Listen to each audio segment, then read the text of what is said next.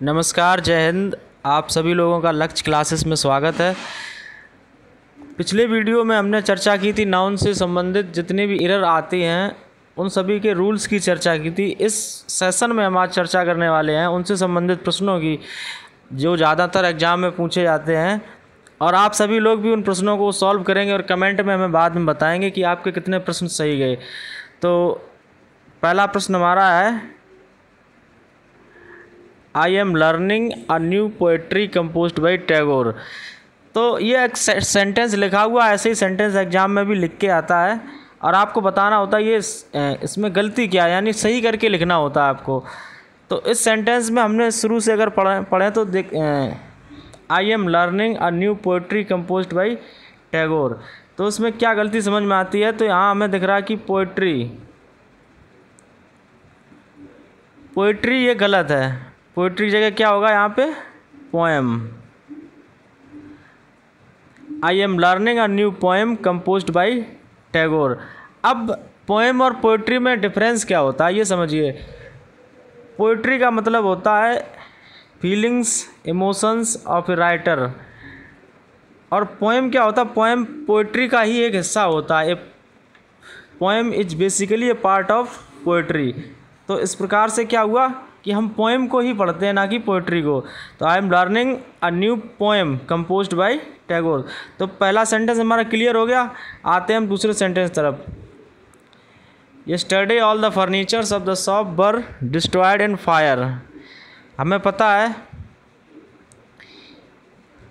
पिछले वीडियो में भी हमने बताया था कि फर्नीचर्स नहीं होता, क्या होता है, फर्नीचर। यानी कि इसमें जो एस लगी है ये नहीं होनी चाहिए।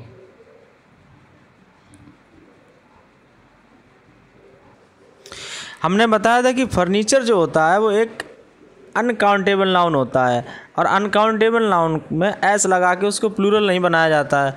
तो एक तो गलती ये होगी, और उसके बाद अनकाउंटेबल नाउन के साथ हमेशा किस वर्ब का प्रयोग होता है, सिंगुलर वर्ब का प्रयोग। तो यहाँ और क्या हो जाएगा, वाज। तो yesterday all the furniture of the shop was destroyed in fire. तो ये दो क्वेश्चन हमारे कंप्लीट हो गए। तीसरा question, our team beat the Eden Garden club by an inning and 10 run. तो हमने ये भी रूल बताया था कि कुछ नाउन ऐसे होते हैं जिनके अंत में एस लगी होती है और वो सिंगुलर होते हैं। इनिंग, इसमें एस नहीं लगी लास्ट में, लेकिन यहाँ क्या लगनी चाहिए, एस, क्योंकि इनिंग्स होता है ना कि इनिंग होता है। ये बहुत सी माइन्यूट छोटी छोटी मिस्टेक्स दी जाती हैं, इन्हीं को हमें सही करना होता है। तो our team beat the Eden Garden club by an innings and 10 runs. इसी प्रकार से अगला क्वेश्चन है, I could not get good mark in English. थोड़ा आपको समय भी दे रहे हैं ताकि आप सॉल्व करें और बाद में हमें कमेंट में बताएं कि आपके कितने प्रश्न सही गए।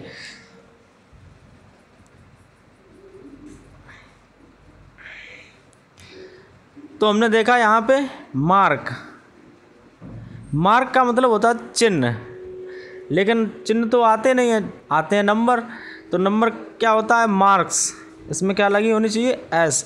आई could not get good marks in English. Next question तरफ चलते हैं।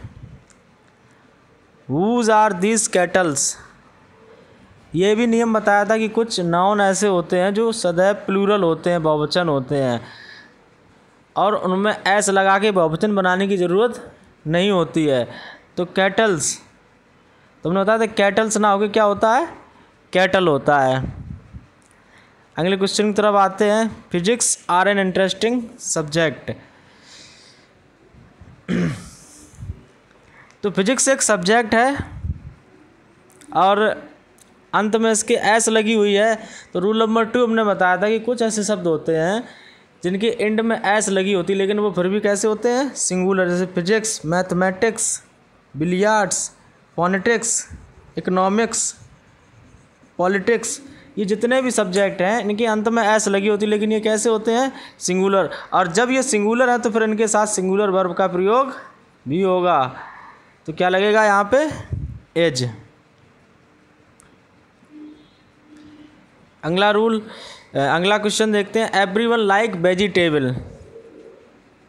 तो यहाँ पर सीधा सीधा साफ दिख रहा है कि वेजिटेबल वेजिटेबल में कभी वेजिटेबल होता ही नहीं, क्या होता है वेजिटेबल्स, यानी वेजिटेबल के अंदर बहुत सी सब्जियां आती हैं, तो एवरीवन लाइक वेजिटेबल्स।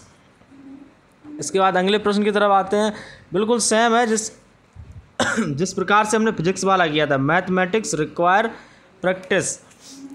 अगर हमारा सब्जेक्ट सिंगुलर है तो वर्ब भी सिंगुलर लगाई जाती है। तो हमने देखा कि मैथमेटिक्स एस ज़रूर लगी है, फिर भी कैसा आई है, सिंगुलर, और सिंगुलर वर्ब है, लेकिन यहाँ वर्ब कैसी लगी है, प्लूरल वर्ब का प्रयोग किया गया है। तो वर्ब को सिंगुलर कैसे करेंगे, जब इसमें एस लगाएंगे, मैथमेटिक्स रिक्वायर्स प्रैक्टिस। इतना समझ में आ गया सभी लोगों के। अब क्वेश्चन नंबर 9 देखते हैं, हिज मैथमेटिक्स इज वीक। अब आप कहेंगे कि मैथमेटिक्स सिंगुलर सब्जेक्ट है, बिल्कुल भाई सिंगुलर सब्जेक्ट है, अभी बताया ऊपर इज लगा है, तो सिंगुलर सब्जेक्ट है तो सिंगुलर वर्ब भी लगनी चाहिए, बिल्कुल सही है। फिर इसमें क्या दिक्कत है, तो इसमें एक नया रूल आ जाता है कि यदि कोई सब्जेक्ट दिया गया है और सब्जेक्ट के पहले पजेसिव नाउन का प्रयोग है, पजेसिव प्रोनाउन का प्रयोग है, तो वो सब्जेक्ट जो होता है हमारा वो प्लूरल हो जाता है। अभी ये मैथमेटिक्स सब्जेक्ट की बात हो रही, अब हिज मैथमेटिक्स यानी उसकी गणित पार्टिकुलर हो गई, यानी कि नाउन से पहले पजेसिव प्रोनाउन का प्रयोग है, तो अब यहाँ पर सिंगुलर वर्ब ना लग के कैसी वर्ब का प्रयोग होगा, प्लूरल। तो यहाँ हिज की जगह क्या हो जाएगा, आर, जैसे his mathematics are weak, his physics are weak. ठीक है, अगले क्वेश्चन तरफ चलते हैं, he gave me an advice. अच्छा, हमने बताया था कि एडवाइस जो होता है वो अनकाउंटेबल नाउन होता है, अनकाउंटेबल नाउन, और उसके साथ ये भी बताया था कि अनकाउंटेबल नाउन के पहले कभी भी आर्टिकल ए और एन का प्रयोग नहीं होता है। तो यहाँ पर क्या है, ही गेव मी एडवाइस होगा, ना कि he gave me an advice होगा।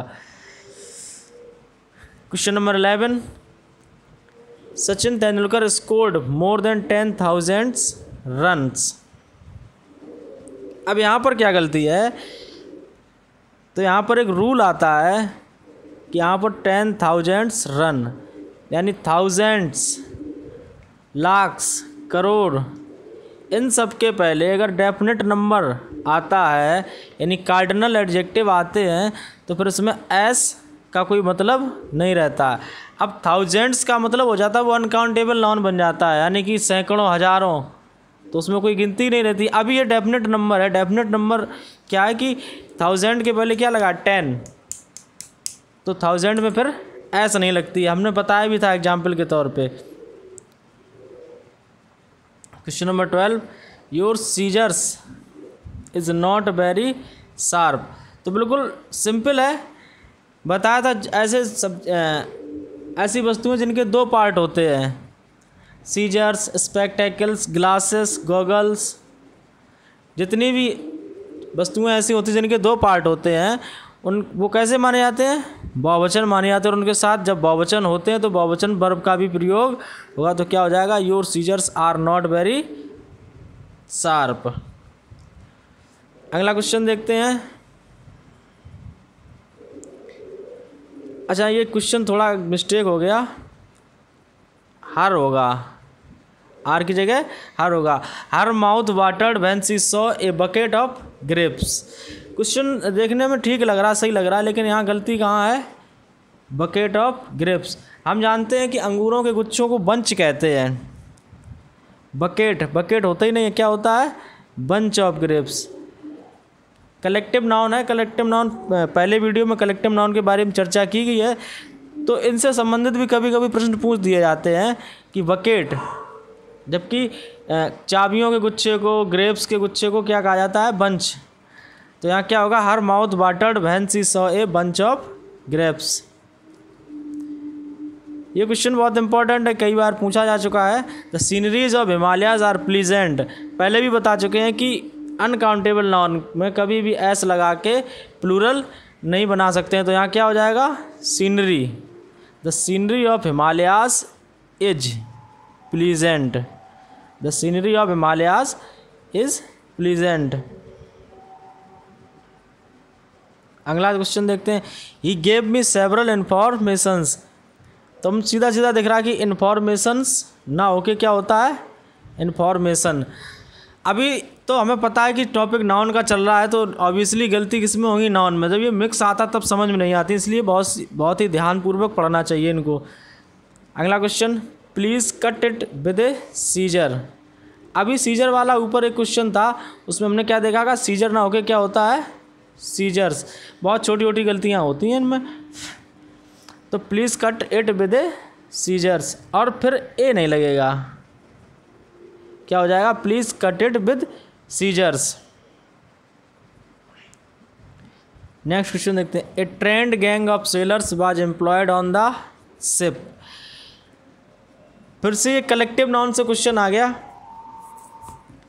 गैंग, गैंग किसको कहा जाता है, गैंग कहा जाता है एक group of thieves, group of robbers, यानी कि गुंडों और चोरों के समूह को हम क्या कहते हैं, गैंग। जबकि